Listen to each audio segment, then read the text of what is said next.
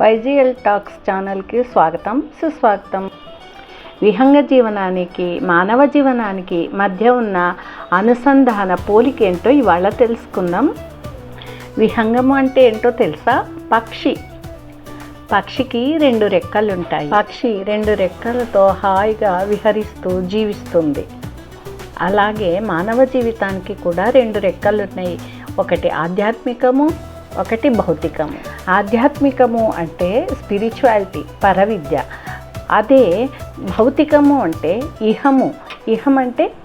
ఇహము అంటే భౌతిక విద్య, భౌతిక జీవితం అని అర్థం. అది మెటీరియలిస్టిక్ లైఫ్ అన్నమాట. 2 సరిసమానంగా ఉండాలి మానవ జీవితంలో. అప్పుడే మానవ జీవితం ఆనందంగా సాగుతుంది. పరవిద్య, స్పిరిచువాలిటీ అంటే ఆధ్యాత్మిక విద్య. అదే మెటీరియలిస్టిక్ లైఫ్, భౌతికము అంటే మనం ప్రజెంట్గా ఇక్కడ ఇహంలో, భౌతికంలో జీవించే జీవన విధానం.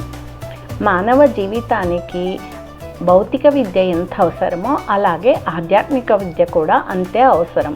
అప్పుడే జీవితంలో ఆనందమయం చేకూరుతుంది. ఈ విషయం విన్నవారికి, ఈ వీడియో చూసిన వారికి ధన్యవాదాలు మిత్రులారా. సదా సుఖీ భవ.